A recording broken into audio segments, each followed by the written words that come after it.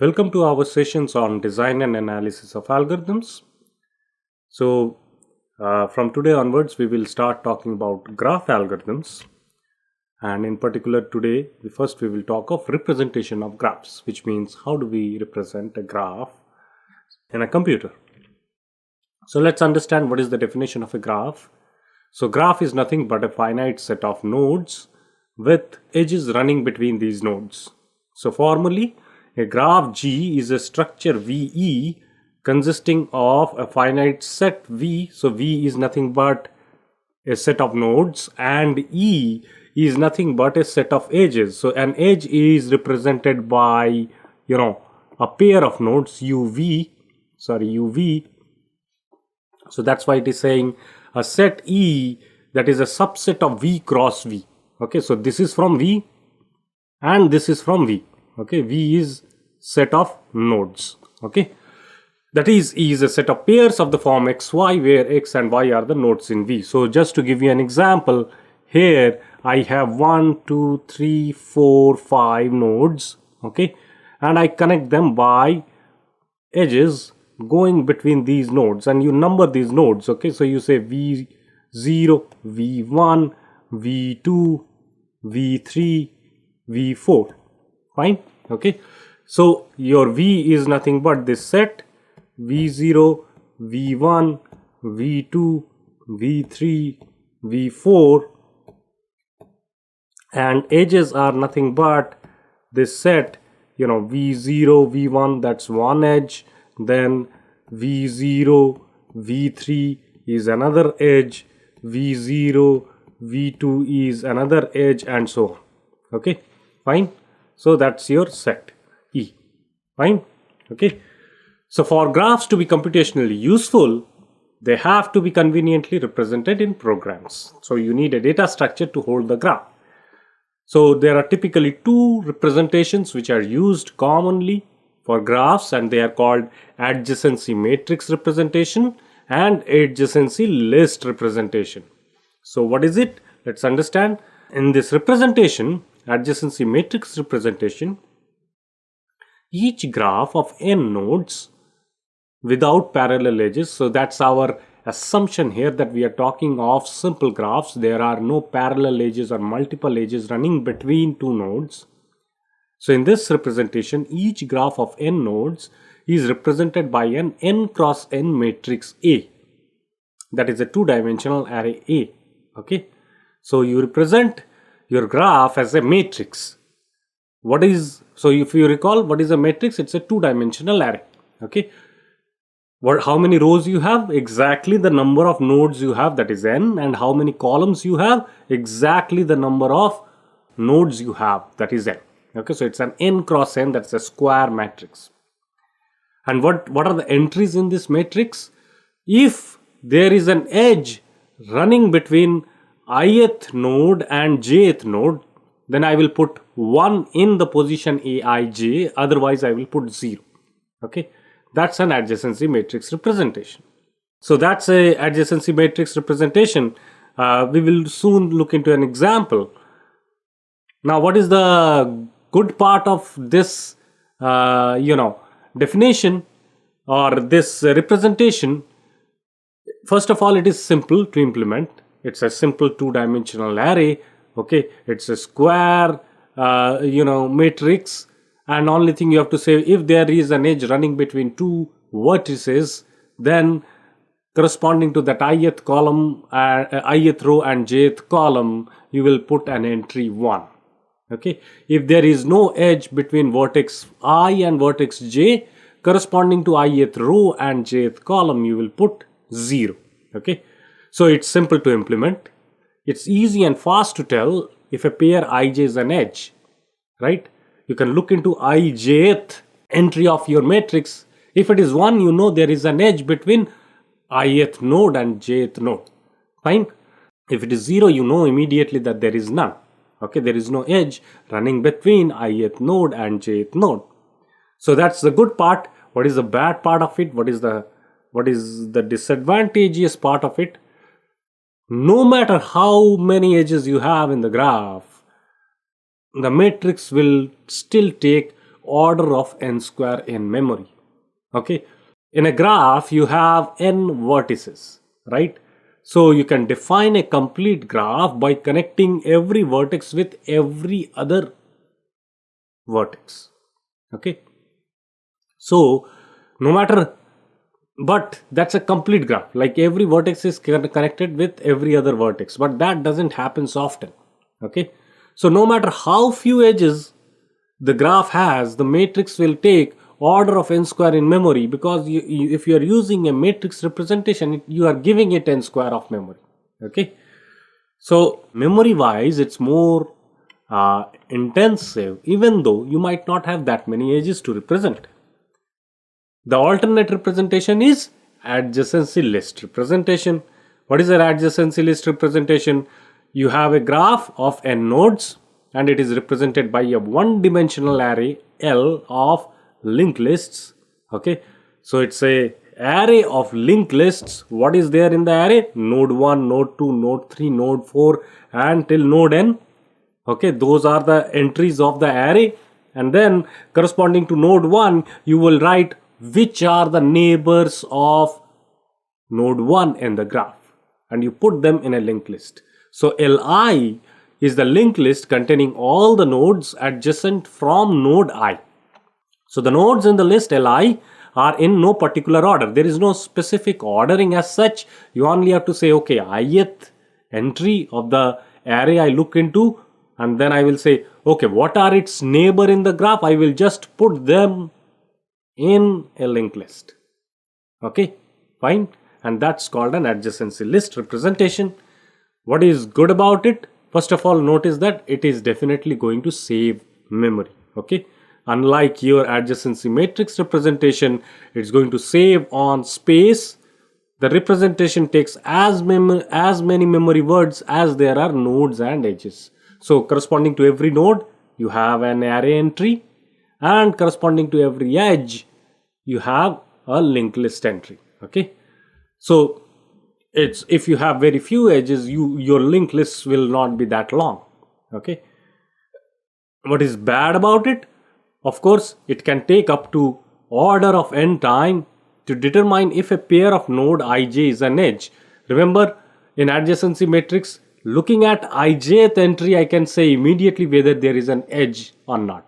But now if I have to look and say that whether there is an edge between node I and j, I have to go to ith entry of the array and then search into the linked list of the ith entry and see whether node j appears in that linked list. Okay, and that will take, in the worst case, order of n time if that node is connected to all the remaining n minus 1 nodes. Okay, essentially that's what we are saying. It can take up to order of n time to determine if a pair of node ij is an edge. One would have to search the linked list Li, which takes time proportional to the length of Li, which can go as bad as n minus 1. Okay, so here let's do certain examples, then it will become clear. First we will do some undirected graph. Okay, that means there are no directions given to the edges of the graph. Then, so let's say I have vertex 1, vertex 2, let's call that 2, vertex 3, vertex 4. Okay, and there are undirected edges like this.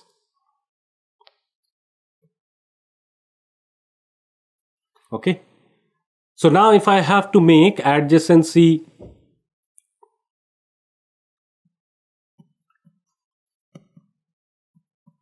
matrix representation, okay, then I will say that, okay, I will make a two-dimensional array where I will have n columns, 1, 2, 3, 4. Corresponding to each node there is a column, corresponding to each node there is a row. Okay,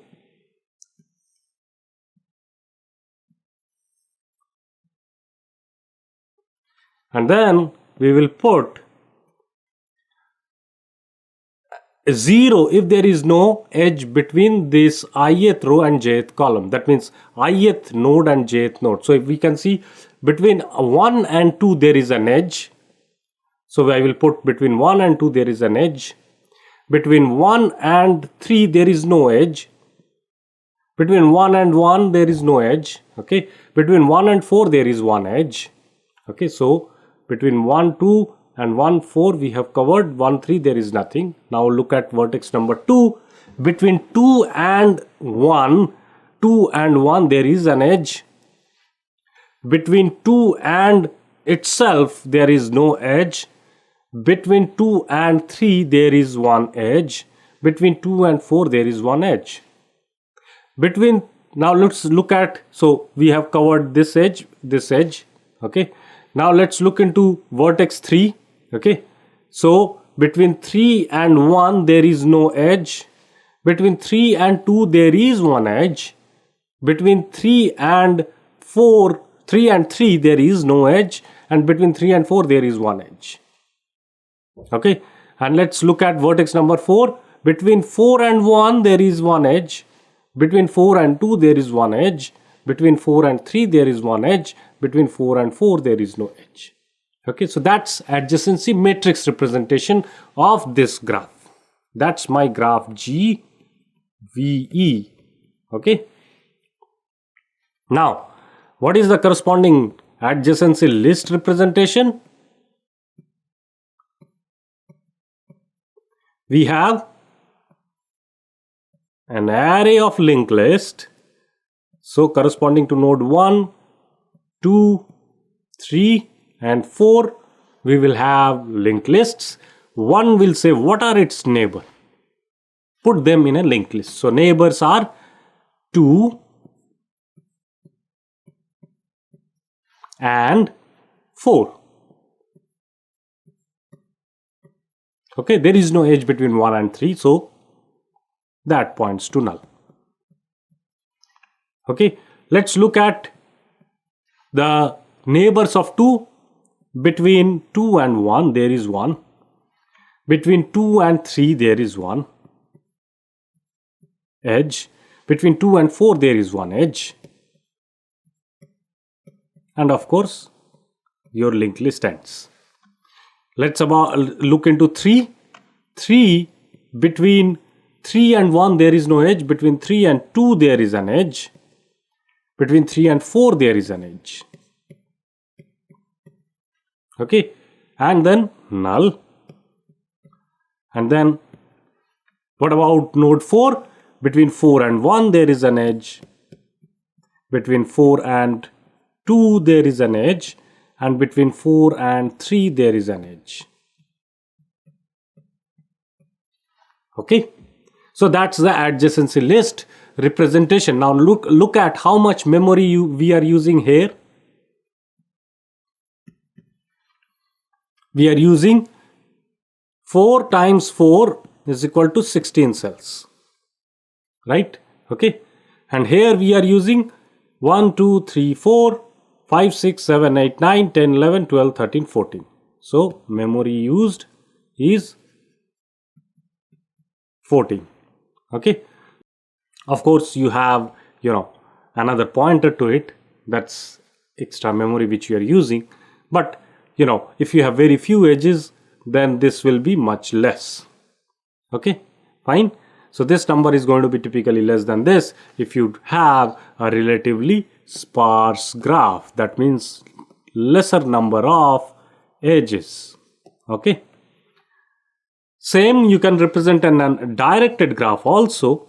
Okay, so if you have a directed graph, in a directed graph you have directions to the edges. So let's say I have 1, 2, 3, 4. These are the 4 vertices, and I have direction like this,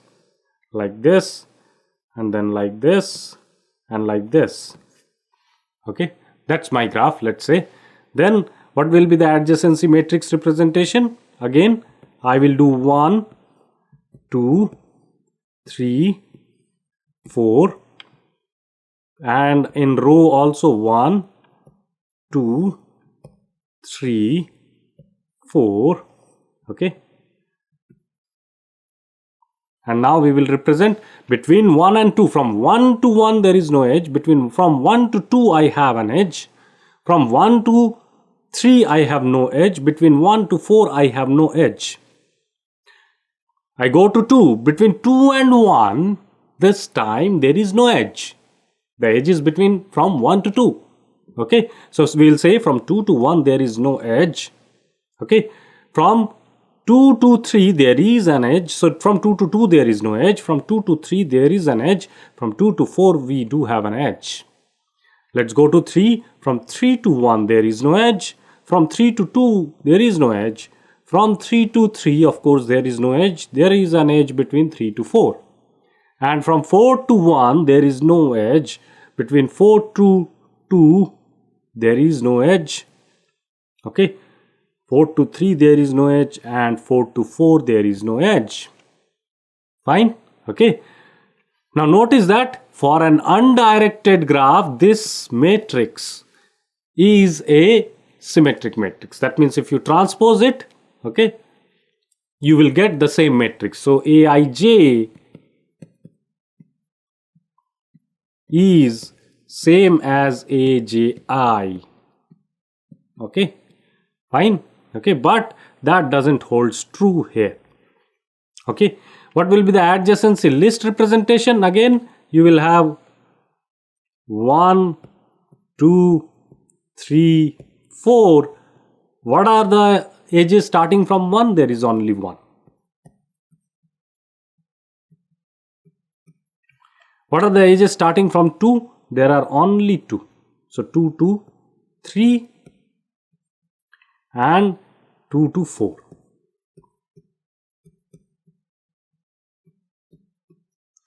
From 3, there is only one edge going out, which is 3 to 4.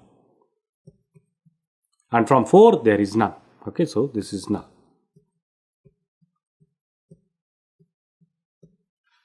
Okay, so that's your adjacency list representation for a directed graph. So I hope it is clear how to represent a graph in a machine, in a computer, or what is the data structure to be used. You use two data structures. One is called adjacency matrix representation, the other is called adjacency list representation. Okay. Now, once you have learned how to represent a graph, the next thing you want to learn is how do we traverse a graph. Okay, that means I start from a vertex and I have to traverse the whole graph. I have to walk through the whole graph. How do I do it in a systematic manner? Okay, so there are two approaches to that problem called breadth first search and depth first search. So there are two algorithms we will describe called breadth first search and depth first search. So you start with a vertex and you want to look into the graph and go to, you want to search for a particular vertex. What will be the way to do it? Okay, so I hope it is clear what is the graph representation we are using, and based on this graph representation you have different algorithms and their complexities differ based on what is your underlying representation. Okay, so now we have discussed the two different representations of graph. The two data structures we use to represent graphs are adjacency matrix and adjacency list representations.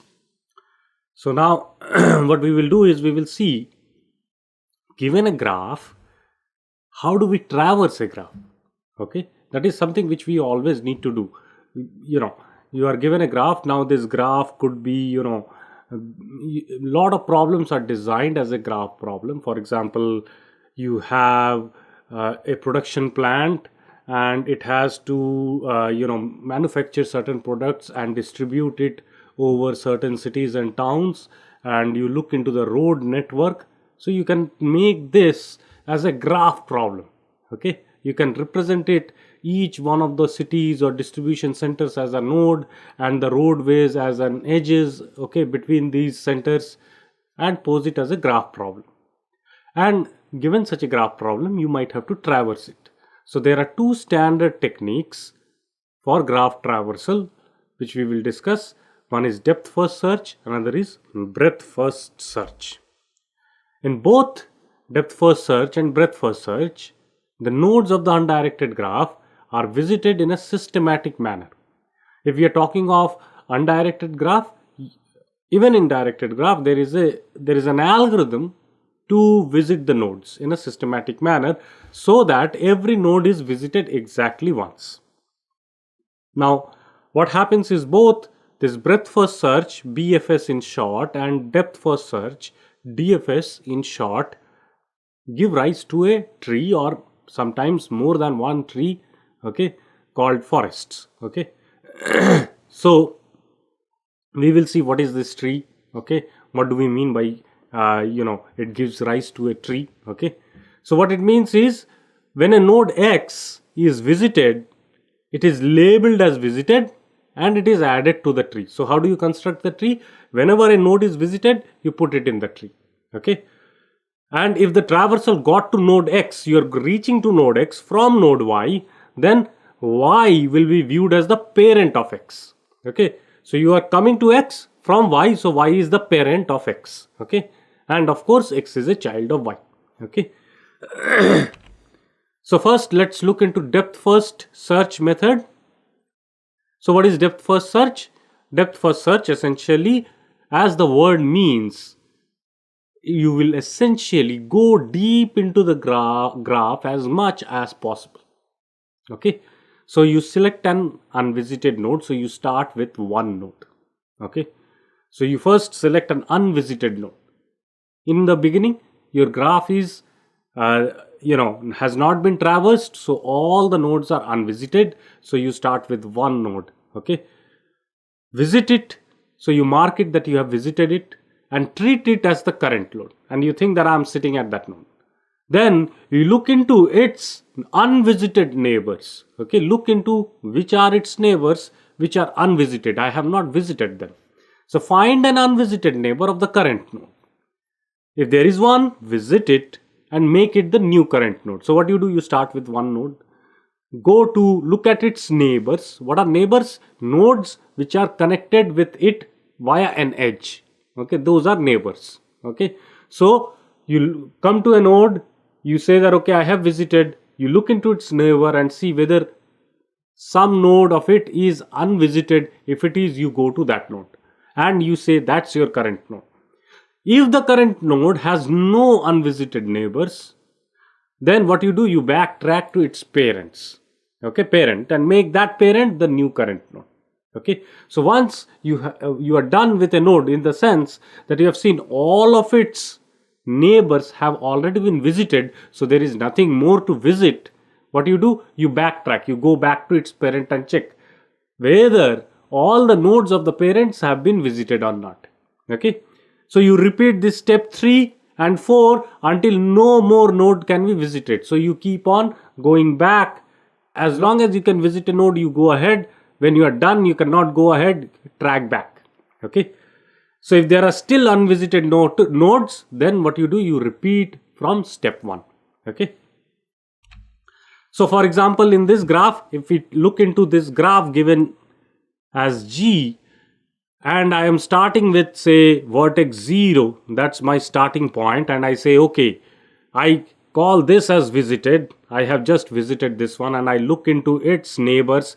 1 is not visited, 4 is not visited, 2 is not visited. These are the 3 neighbors. Okay, 0 is having this 1, 4 and 2 are the only neighbors. Note that 5 is not a neighbor of 0 because there is no edge running between 0 and 5.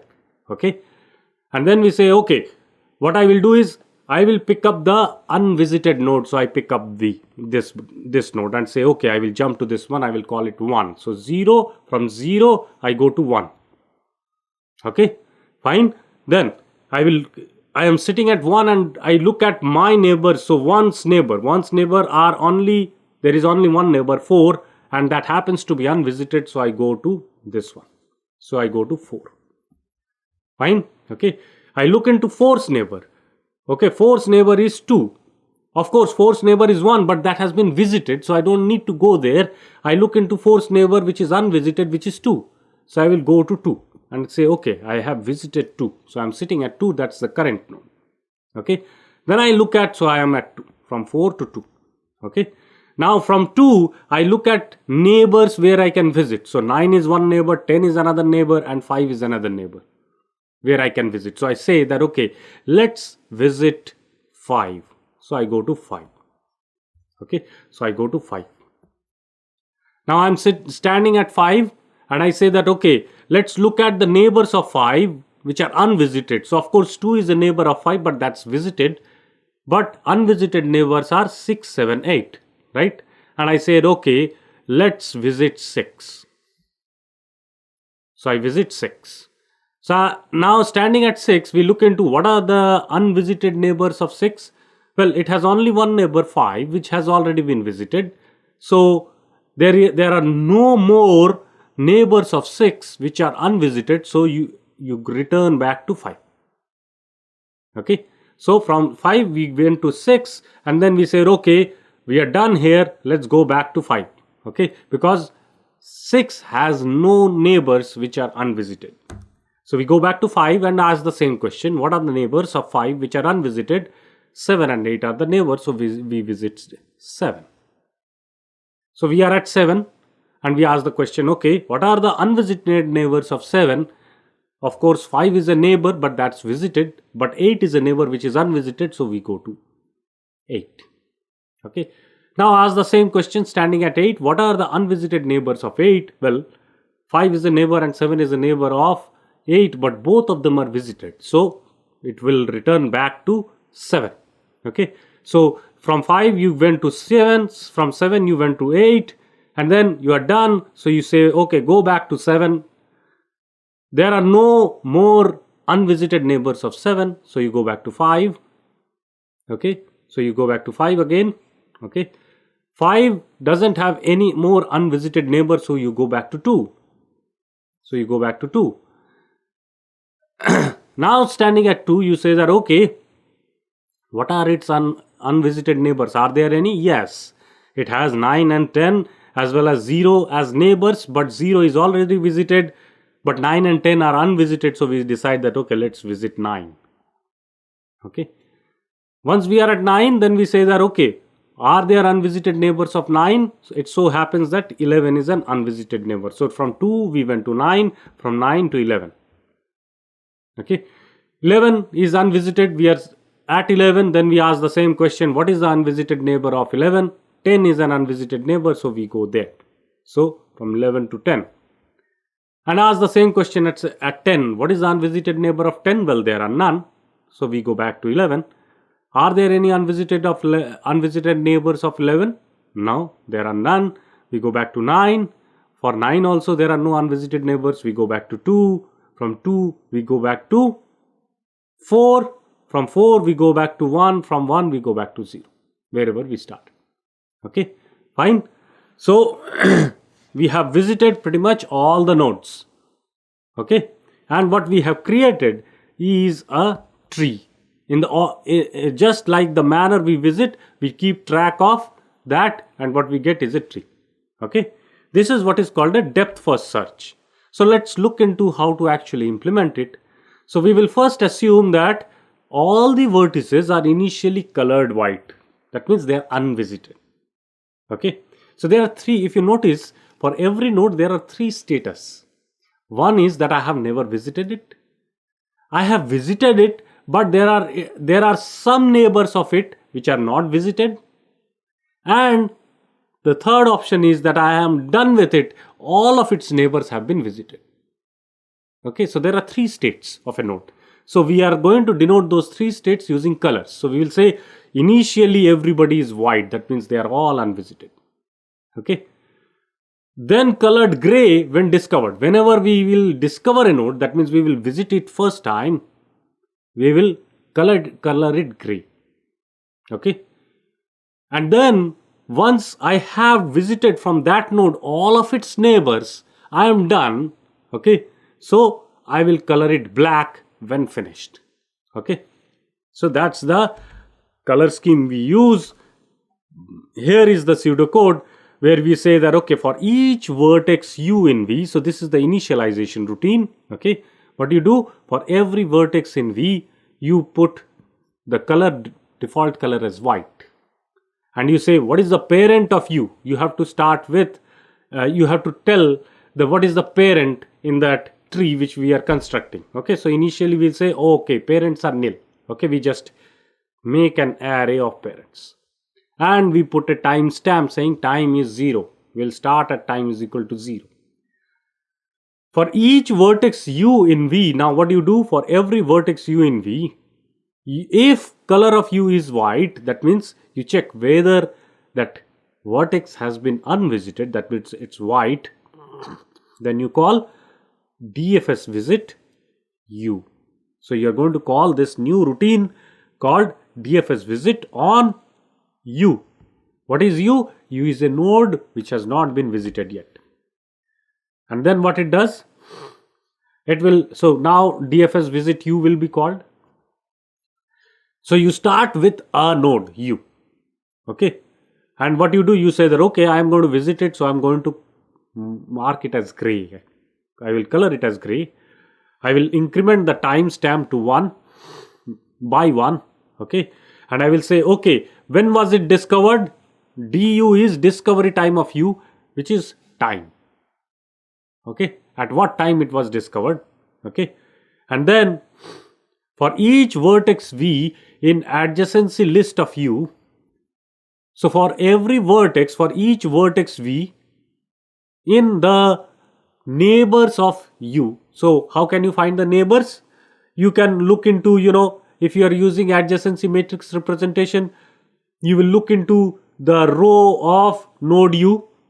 All those entries which are 1, those corresponding column nodes are the neighbors, okay.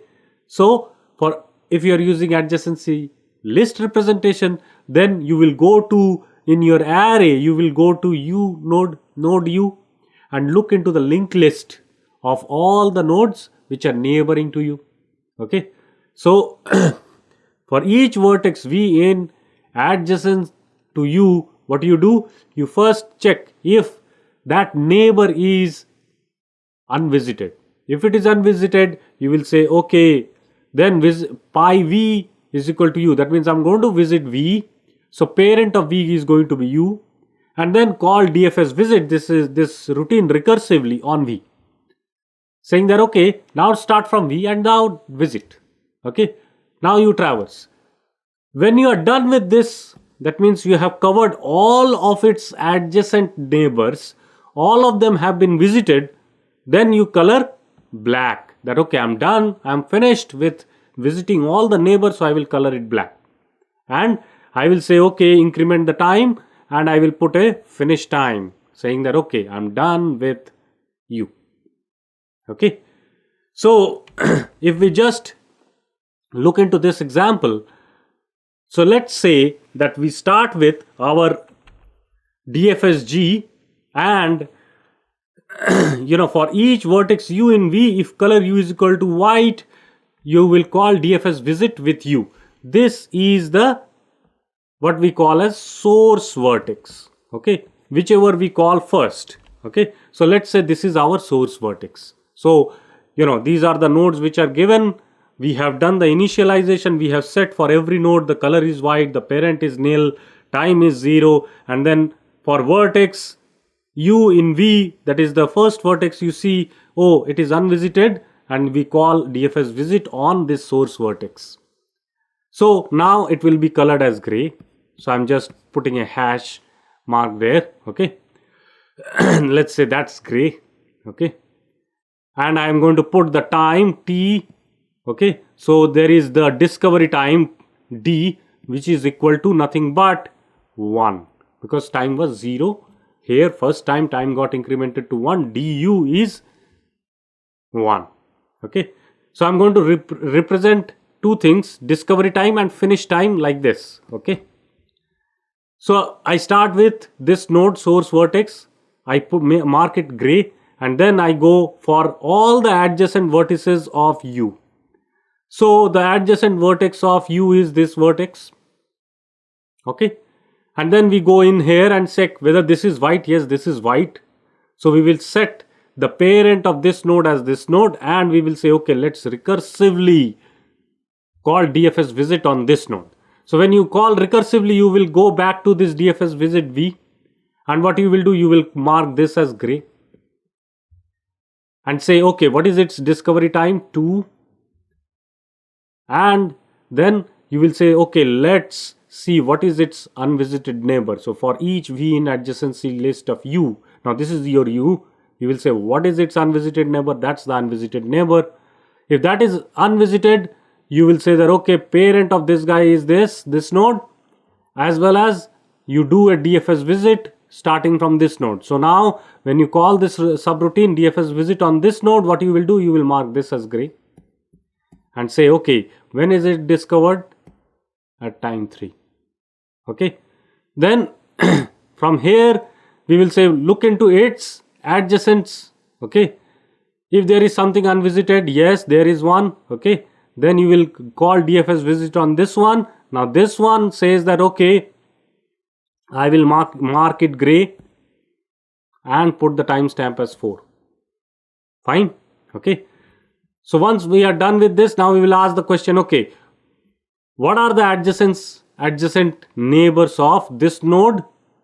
Now this node's adjacent neighbors are this one, and there is only one, but that has already been visited. So that's already gray.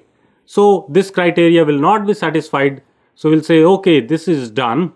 Okay, so let's just mark it black and put the finish time as 5 and go back. Okay, now we go back here and we say that, okay, what is its unvisited neighbor? So the call comes back and say, what is its unvisited neighbor? Is there any? Well, there is none. Okay, so this is also done. So we'll say, okay, mark it black, put the finish time as 6. Go back, recursive call returns back. Here it will say find its unvisited marked neighbor. Okay, so the unvisited the unvisited neighbor is this neighbor. So we'll say, okay, what is its discovery time? So let's first put it gray, and it has been discovered at 7. Okay, then we'll say, okay, what is its neighbor? Well, there is no unvisited neighbor, so this is done. So mark it with the finish time that this is done. Okay, mark it black and goes back. From here the return call will go back to this node. Is there an unvisited node of this node?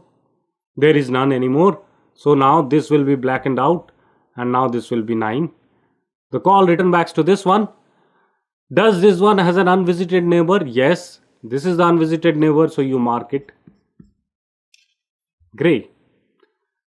Timestamp is 10. Okay, and then you say, is there an unvisited neighbor? Well, there is none. So you say, okay, this is done. So mark it black.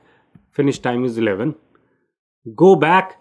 Is there an unvisited neighbor of this source vertex? Well, there is no more. So you say, okay, mark it black. Finish time is 12. Okay, and we finish there. Okay, now you notice that there are 2 nodes which are still unvisited. Okay, so we are not done. So this depth first visit starting from this source vertex will cover all these vertices, and then we will the call will return back to this position, and this loop has not ended. We will ask for each vertex u in V if color u is equal to white. So it will go over all the vertices and check, is there any other vertex which is white? Yes, this is white.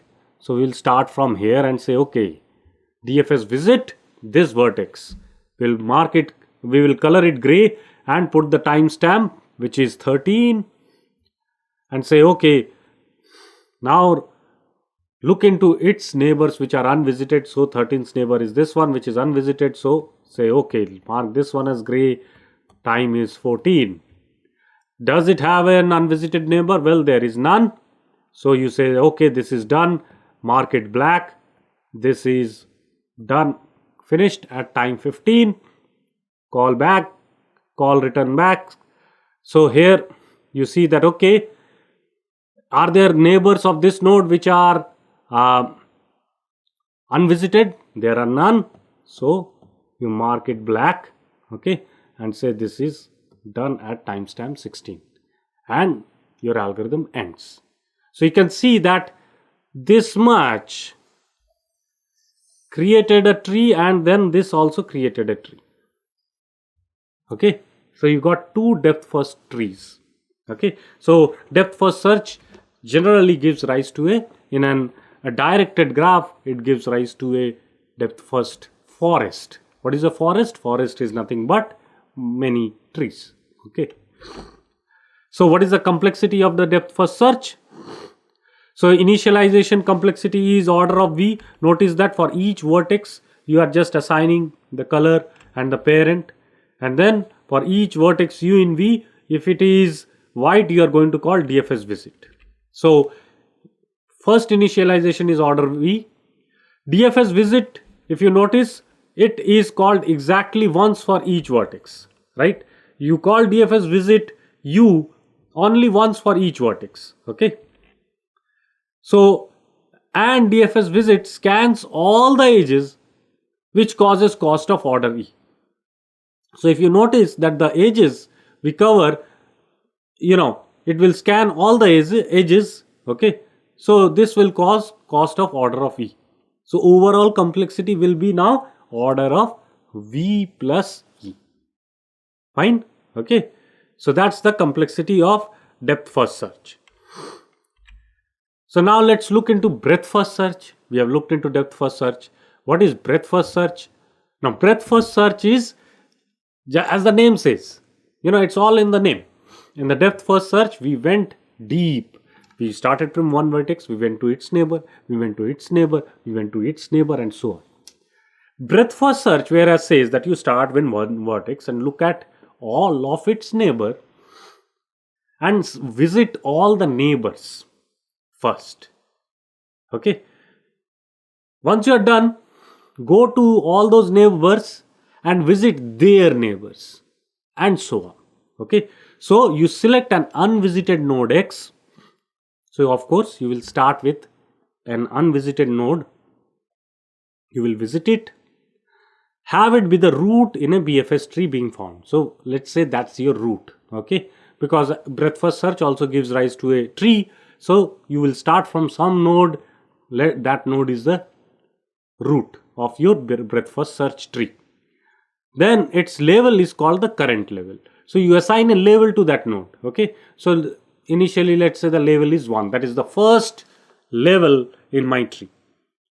Then from each node Z in the current level, in the order in which level nodes were visited, visit all the unvisited neighbors of Z. The newly visited nodes from this level form a new level that becomes the next current level. So what is it saying? From each node Z in the current level, you start, there may be one node in the current level, there can be many nodes in the current level. We will see how.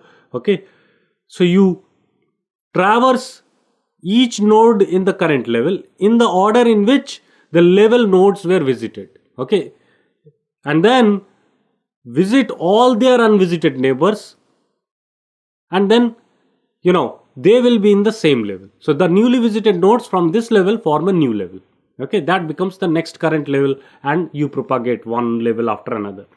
So repeat step 2 until no more nodes can be visited, and if there are still unvisited nodes, you start from step 1. Okay,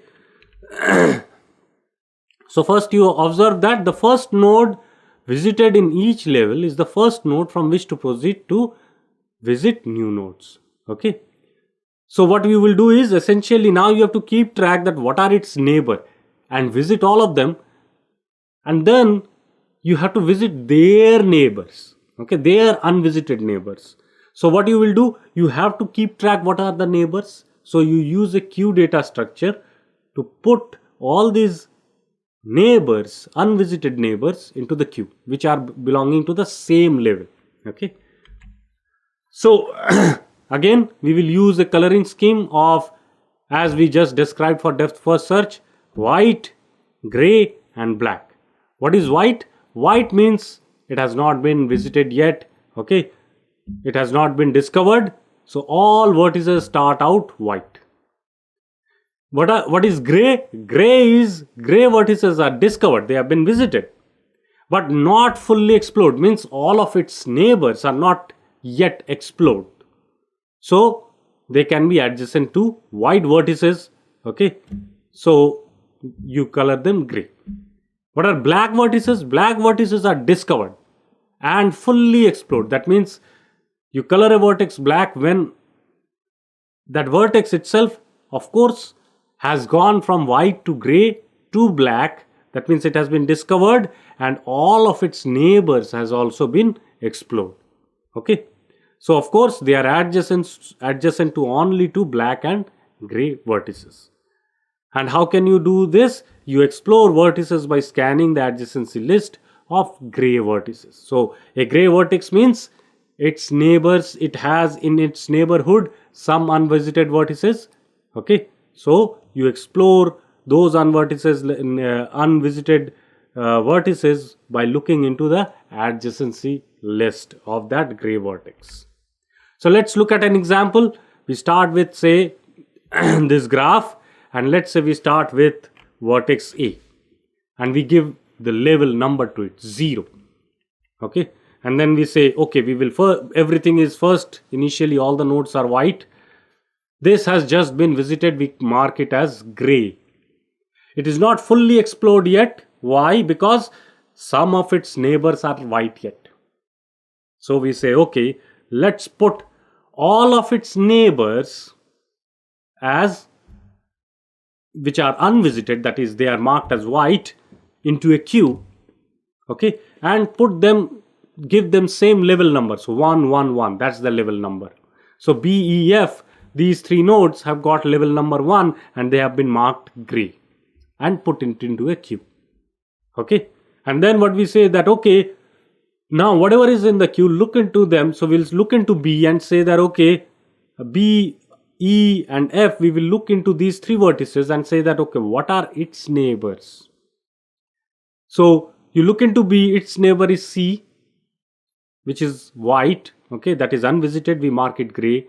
For F or E, the unvisited neighbor is I, so we mark that also gray, and these two will be given level number 2. Okay, then we are at, pick up the nodes in level number 2, they are in the queue. So you look into, say, I, node number I, and look into its neighbors. So neighbors are J, M and N, so you can put those as gray and give the new current level as 3 3 3 to J, M and N. Also for C, the neighbors are G and D, so you can give those two as level number 3. Okay, then look into the neighbors of M, N, J, G, D, and they are nothing but K, H and L.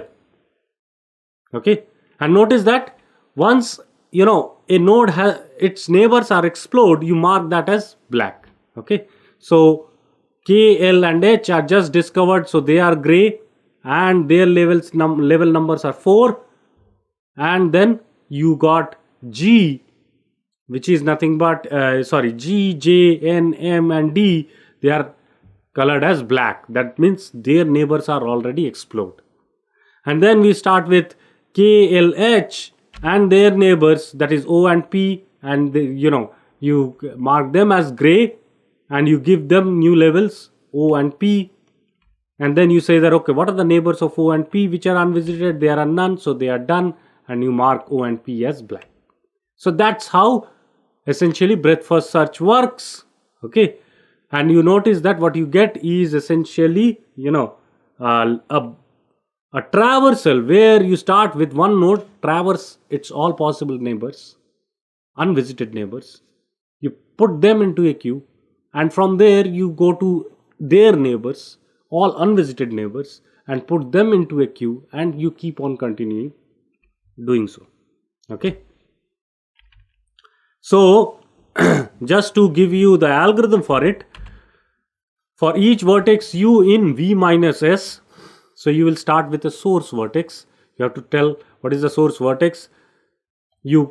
For every vertex apart from the source, you color them as white. You say that the distance of u is infinity. Okay, that is, currently you say that, okay, these nodes are at infinite distance from my source and parent of u is nil. Okay, then color of S is your source vertex, starting vertex. You can color that as gray. Distance of S from the source vertex is 0. Okay, that's the source. And PS is nil. You say that, okay, source has no parent. And then you have a Q which is initially empty. And you put your source vertex into the Q. Then what you do? You dequeue. Okay, so while Q is not empty, you dequeue and pick up the next node. In that next node, look at the adjacency list of that particular node. Okay, so for each V in adjacent to you, if color V is white, that means there are unvisited nodes in the neighbors. Then what you do? You color them as gray. You update the distance value from the source as dv is equal to du plus 1. Whatever is the distance to u, okay, plus 1 will be the distance to v from source. What is the parent of v which has just been discovered? U.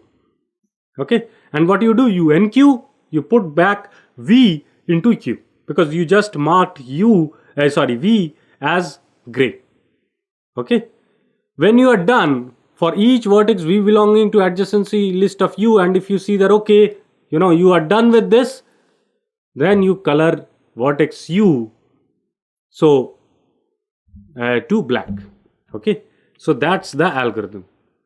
So if you notice, what you are going to do is your queuing time is order of v, that means every vertex is going to the queue. Okay, and scanning all the edges, you are scanning every edge, so that will require order of e time. Of course, there is an initialization overhead of order of v, so total running time is order of v plus e.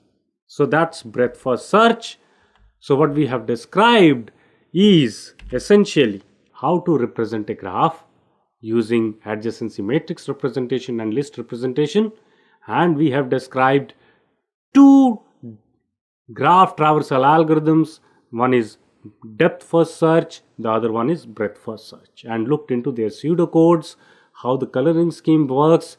Interestingly, in the breadth first search, if you notice, this quantity du keeps track of what is the distance of this vertex, what is the shortest distance of this vertex from the source vertex.